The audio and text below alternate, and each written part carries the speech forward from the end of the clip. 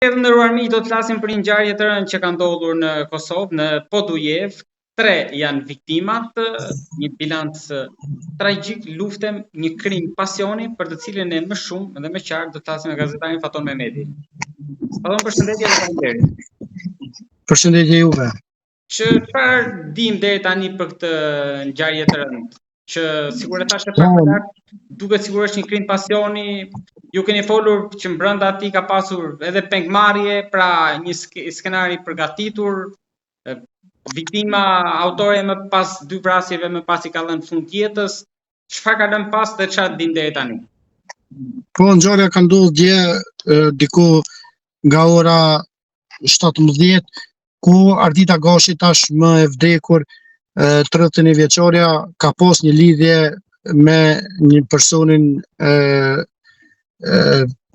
me cilin tash më kishte të lashës fundi edhe e ka ftuar në shtëpinë e saj në fshatin Majac, fshati të Podujevës, ku tash më ndjeri Besim Illazi, pra ka shkuar atje dhe ka gjetur dhe vdekjen për shkak se në veturën ku ai ka qëndruar bashkë me tashmë ishte dashurën e tij, ka ndruar disa fjalë, ka pas një fjalosje ku tashmë Ardita Gashi ka shkrepur armën në dritën e tij duke lënë vdekur, dhe në momentin kur ka ndodhur kjo, gruaja Xhaxhait ka dëgjuar krismat dhe ka dalur në obor për të parë dhe çfarë po ndodh, sepse vetura ishte parkuar afër shtëpisë.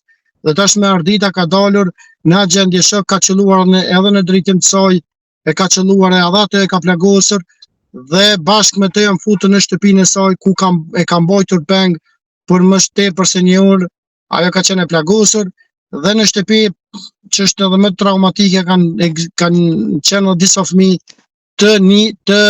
të djalit të saj. Pra ka qenë nusja e djalit bashkë me fëmijët, ku për një orë më tepër janë mbajtur peng dhe tashmë e reja ka psuar edhe tronditje të rëndë emocionale, derisa Miradie Gashi, 73 vjeçorja, tashmë është konfirmuar e vdekur. Gjithashtu pak më herët është konfirmuar se edhe vetë Ardita Gashi ka ndruar jetë. Ardita ka ndruar jetë, ka qelluar në drejtim të vetës në momentin kur kanë parë që policia janë afruar afër shtëpisë saj, ajo ka qelluar vetën në kokë me armë dhe ka qenë në gjendje shumë të rëndë, ku pavarësisht përpjekjeve të mjekëve ajo ka mbetur, nuk ka arritur të mbetet e plagë dhe ka vdekur.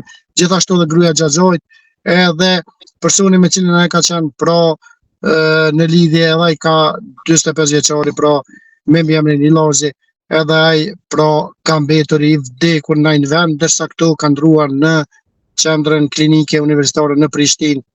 Dhe pra kemi një krim pasioni ku ka mbetur të vdekur 3 persona, ndërsa skenari ka qenë për ta vrarë, sepse sipas informacioneve Ardita tërë ditën ka qenë me armë në krah. Sipas informacione ka qenë një kallash ku ajo ka shëtitur brenda oborit të shtëpisë e armatosur dhe ka pritur që tashmë ishi dashur i saj, i cili thuhet që ka kërkuar të ndahet, kjo e ka pritur dhe e ka qelluar, derisa pengmarrja ka qenë thjesht në gjendje afekti. Po, më dëgjon, besoj. Po. Faton, kush nga të dy palët ishte i martuar? Pra ishin të dy të martuar, ishte njëri dhe jo Ardita, pra kishin lidhje paralele? Jo, Ardita ka qenë e pamartuar, 31 vjeçare, derisa ishi dashur i saj, nuk kam informacione, ka qenë i martuar, mirë po thuhet që ka qenë një person i tretë, një vajzë e tretë, e cila e ka qenë shkaktari i kësaj ndarje të tyre, me çka dhe Ardita nuk ka mund ta përballoj një gjë të tillë, prandaj edhe ka qelluar në drejtim të tij. Pra, për ta thënë më përmbledhur gjithë kronologjinë, Ardita fillimisht ka qelluar të dashurin, më pas e ka marrë, ka futur në shtëpi për të plagosur, e ka marrë peng dhe ka marrë peng dhe familjarët? Jo, familja e ngushtë, babai, nëna, vëllezërit nuk kanë qenë në shtëpi. Kjo ka marrë te Xhaxhait, në shtëpinë e Xhaxhait, gruan e Xhaxhait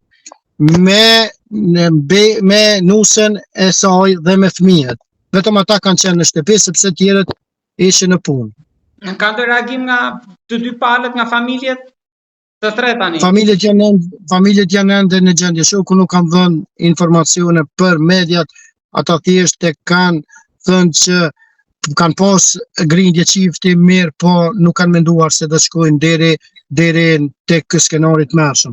Kjo është një fatkeqësi shoqërore, një mendësi e jona që nuk i raportojmë rastet të ndryshme, po i mbajmë fshehura brenda familjeve, sepse nëse do të ishte raportuar si rast në polici do të ishin ndërmarrë masat e tjera me psikolog dhe me njerëz, me aktorë tjerë, sigurisht se një tragjedi e tillë ka qenë e mundur të shmanget. Më shumë informacion besoj media ka se sa ka dhënë policia me prokurorinë deri tani. Po prokuroria nuk tha asgjë nuk tha. Nuk di pse dol fare e prokuroria. Zonja prokurorisë nuk tha asnjë gjë. Thjesht këto gjëra që i kanë thënë media qysh mbrëma, vetëm i citoj, po nuk dha ndonjë gjë, pra nuk tha se për sa orë mbajt peng, pra në çfarë gjendje është gruaja e nusja tashmë e familjes e cila është në gjendje shoku, për shkak se për më tepër se një orë është mbajtur peng me fëmijët dhe me burrit. Kështu që në këtë kuptim, pse i mbante peng këta? Çfarë kishte me nuk dihet, ka qenë sigurisht në gjendje traume emocionale. Tashmë Ardita është e vdekur dhe ne nuk mund të marrim informacion, mirë po sigurisht ka qenë nën afekt Ardita, sepse ka qelluar njeriu në saj të dashur dhe në atë moment për të asgjë s'ka pas kuptim tashmë jeta, përderisa ka qelluar edhe vetën. Ndërkohë që kjo nuk është ngjarja e vetme këto kohë në Kosovë, ka pasur jo, në Kosovë kem brenda 48 orë faktikisht, pra në Kosovë janë 4 vrasje, derisa brenda 5 ditë kem 5 vrasje, pra një vrasje në Gjakov, në lokal ku shokun e ka vrarë, derisa në Klinj gjithashtu me 21 mars, pra ditën e Bajramit vllai ka vrarë vllain, pra dhe këtu janë 5 vrasje, pra brenda 5 ditë në Kosovë, dhe është në gjykim me atë soni për cilë këtë kronik, pra qysh nga korriku i vitit kaluar është java më tragjike në Kosovë. Edhe diçka të fundit kam, duke përfituar nga kjo bisedë, ju keni bërë një postim pak ditë më parë për dyshimet për rastin e Banjskës, për një gazetar që ka marrë, si thoni ju, një çantë. Jo, një më shumë. Një edhe më shumë, një çantë me para pra nga Bia Serbe, dalin tek ne kemi diskutuar edhe më parë që media, një pjesë pra, ndoshta gazetarë në Prishtinë janë vazhdojnë të paguajnë duke qenë dora e Serbisë. Pra segmentet caktuara, jo i gjithë media për ta segmentet caktuara. Që i shërbejnë. Pra pas rastit në Banjsk janë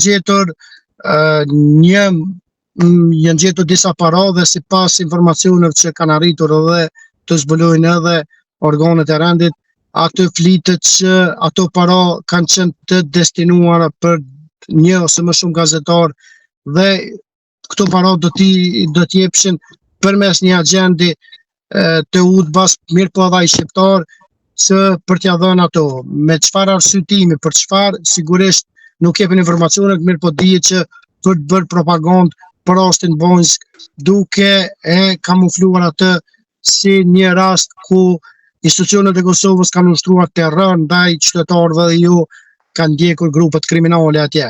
Kështu që fatkeqësisht prokuroria dhe institucionet e Kosovës nuk ose e kanë hetu këtë informacion, po kjo është tronditse që kesh gazetarë që dalin çdo në televizion dhe paguhen me para nga UDBA e Serbisë, nga Bia e Serbisë dhe nga regjimi Vučićit. Ju keni qenë koshient dhe dieni të kësaj, duke qenë se ne edhe pak muaj më parë ndodhi rasti Fatmir Sheholli që e kemi diskutuar së bashku.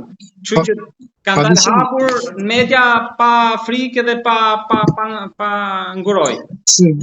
Serbia pra ka 3 fronte nga ku paguan para. Paguan përmes radikalizmit islam, pra duke u mundu me i paraqit shqiptarët se gjëja janë terrorista dhe duke thënë botës se ja çfarë shteti islam keni krijuar, që është një bombë me sahat, pra një shtet ku mund të eksplodoj në çdo moment radikalizmi dhe mund të ketë një lloj ISIS-i në Ballkan. Në së dyti, Serbia përmes disa gazetarëve që e cekumen dhe e treta përmes disa vojzave që janë të dashura të disa pronarëve të media në Kosovë, po dhe të disa politikanëve cilët Serbia i ka infiltruar dhe për të marrë informacione përmes kësaj mënyre, sepse Serbia e dim Epstein, mini Epstein. Po sigurisht është një lloj mini Epstein që pas një kohë pritet të dalë në pa, shpresoj të dalë në pa, sepse aty do të ketë një mini Epstein siç e tha ajo me drejt. Kështu që këto janë pra 3 fushat nga ku Serbia në vazhdimsi ka dhënë parat shumëta, pra. Dhe janë disa vojza të cilat janë në Kosovë, nëse futeni në internet e shkun Eskort Kosova i sheh shumë vojza aty të cilat thuhet që nga Moldavia, nga vende ndryshme, po një pjesë e madhe janë të infiltruar për të shkuar dhe me politikanë të ndryshëm. Janë disa dhe skurta cilat fare nuk i mund t'i gjesh në internet, mirë po gjendën përmes lidhjeve ndryshme, edhe cilat pastaj shkojnë me politikanë ndryshëm të Kosovës, nga ku marrin informacione sekrete dhe i plasojnë pastaj te Serbia. Duke uruar që mos ketë më ngjarje të tilla të rënda, Faton, unë falenderoj shumë për bisedën aq më tepër dhe për kushtet e rrethanat që ju më gjendëm në këtë bisedë për të informuar shikuesit tanë për ngjarje të rënda atje. Të falenderoj shumë. Falenderoj edhe unë juve për interesimin, po do doja edhe unë t'i bashkangjitem urimit tuaj që të mos ketë më vrasje, po është situatë shumë e vështirë që të mos ketë, për shkak se çdo i 6 qytetari i Kosovës posedon s'poku një armë ilegale. Këtë kuptim, edhe duke qenë një popull me një arsimim dop, me një edukim të dop, atëherë në gjën e parë që e përdoremi për ta zgjidhur një problem është arma dhe jo në rrugë tjera, edhe prandaj krimi vetëm sa po vjen dhe është një fatkeqësi shumë e madhe që në Kosovë nuk ka qenë një fenomen. Më herët që krimi është rrirë në familje, pra përderisa kem pas krime të llojet të bizneseve tashmë për çështje pronësore, për çështje fare shpesh banale vritën njerëz. Falenderoj shumë. Falenderoj unë.